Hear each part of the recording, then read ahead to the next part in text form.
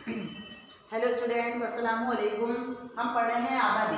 आबादी के बारे में हमने थोड़ी बहुत मालूमात हासिल कर ली है। अब हमारा अगला टॉपिक है आबादी की साख। साख का मतलब होता है बनावट। अब इसके कौन कौन से अवामिल हैं, यहाँ पर फिलहाल हम 3 अवामिल की बात करेंगे। अगले वीडियो में इसके बाकी बचे हुए अवामिल को देखेंगे। सबसे पहले है साख बलिहाज़ तनासुब जिन्स। जिन्स का मतलब होता है जेंडर, यानी मेल एंड फीमेल, है ना, मर्द व औरत।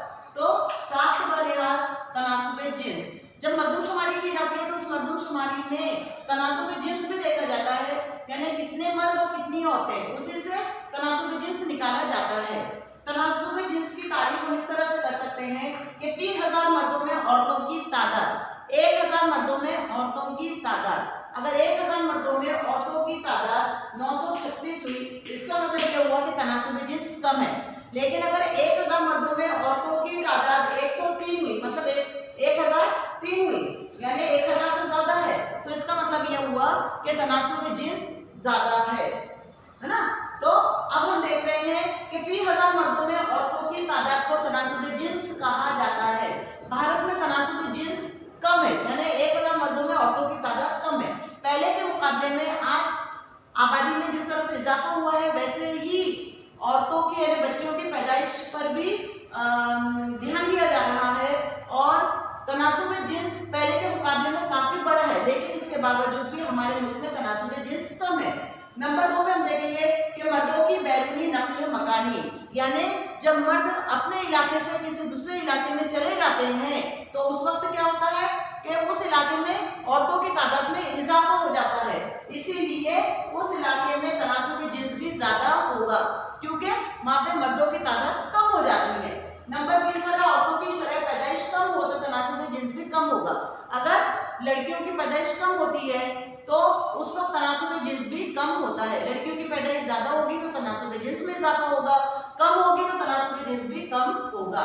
समझ में आया आप लोगों के? अब इसका अगला पॉइंट है साख्त बलिहाज़े उम्र। साख्त का मतलब हम समझ ही चुके हैं, बनावट। आबादी की बनावट जिस तरह से तनासुब जिन्स पर मुनहसिर है, वैसे ही उम्र के हिसाब से भी आबादी के साख्त को ध्यान में रखा जाता है। इसी के साथ एक और पॉइंट है काम के लिहाज से साख्त। यहाँ पर हम पढ़ेंगे कि उम्र के लिहाज से आबादी की तकसीम। उम्र के लिहाज से आबादी की तकसीम यानी हमारे मुल्क में, हर मुल्क में अगर हम देखेंगे तो अलग अलग उम्र के लोग हैं, है ना। पैदा हुए हुए बच्चे से लेकर 100 साल की उम्र तक भी लोग हैं। कई कई ममालिक में 102, 130 साल की भी उम्र के लोग हैं। मतलब ये है कि मुल्क के अंदर अलग अलग उम्र के लोग हैं, उसी से आबादी की तकसीम का अंदाजा लगाया जाता है कि किस इलाके में कितनी उम्र के लोगों की तादाद ज्यादा है। उम्र के लिहाज से और साख्त से रफ्तार और काम करने की सलाहियत को समझना आसान होता है। जैसे ही किसी इलाके की जब आबादी का पूरी की पूरी सब मालूमात जो है सामने आ जाती है, तो उसी से अंदाजा लगा लिया जाता है कि वो इलाका कौन से जमरे में आता है। मतलब ये कि वो इलाका तरक्की पजीर है, तरक्की याफ्ता है, या किस तरीके का वो इलाका है। क्योंकि अगर उस इलाके में छोटे बच्चों की तादाद ज्यादा है या 60 से ज्यादा उम्र के लोगों की तादाद ज्यादा है, इसका मतलब ये है कि वो मुल्क तरक्की पजीर मुल्क है, या वो इलाका ऐसा है जहां पर के और भी ज्यादा तरक्की की जरूरत है, यानी ध्यान देने की जरूरत है। अब हम इसको और अच्छी तरह से समझ लेते हैं। जो आबादी की उम्र है उसको 3 अलग अलग हिस्सों में तकसीम किया गया है उम्र के हिसाब से।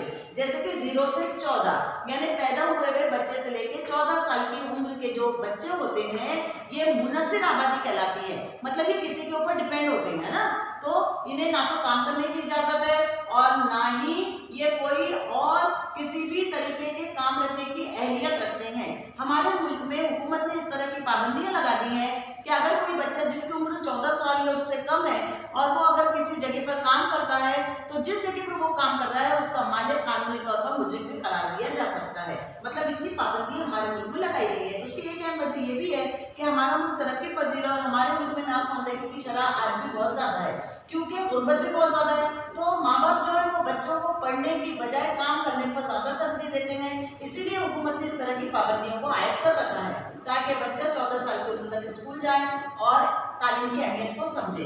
तो जो 0 से 14 साल की उम्र के बच्चे हैं उन्हें मुनसिर आबादी में शुमार किया जाता है। वैसे ही 60 साल और उससे ज्यादा उम्र के जो लोग हैं उन्हें भी मुनसिर आबादी में ही शुमार किया जाता है। मतलब ये आबादी ऐसी है जो किसी दूसरे के ऊपर मुनहसर होती है। अब बचा एक ग्रुप जो कि 15 से 59 साल का है। तो 15 से 59 साल की उम्र के लोगों को ही काम करने वाली आबादी कहा जाता है। जिस मुल्क में ये आबादी का ग्रुप सबसे ज्यादा होगा वही मुल्क तरक्की करेगा। मतलब वही मुल्क जो तरक्की की राह पर गामजन होगा। सिर्फ ज्यादा होने ही अहम नहीं है, बल्कि उस ग्रुप को कैसा होना चाहिए, बाअहलियत वाला होना चाहिए, बासलाहियत, बाफाल, काम करने वाला, काम से दिल चुराने वाला नहीं, बल्कि अपने फर्ज को समझने वाला। तो जिस इलाके में या जिस मुल्क में 15 से 59 साल की उम्र का ग्रुप बड़े पैमाने पर नजर आता है और वो ग्रुप अगर अपनी तमाम सलाहियतों से मुज़य्यन है तो वही मुल्क तरक्की की राह पर गामजन होता है। जिस मुल्क में 0 से 14 या 60 से ज्यादा उम्र के बच्चे लोग होते हैं उस मुल्क के अंदर कहीं ना कहीं तरक्की की जरूरत होती है या देख रेख की जरूरत होती है।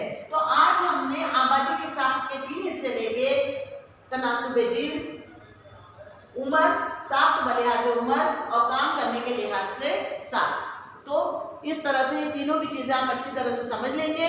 इसके आगे का हम नेक्स्ट वीडियो में देखेंगे। अल्लाह हाफिज।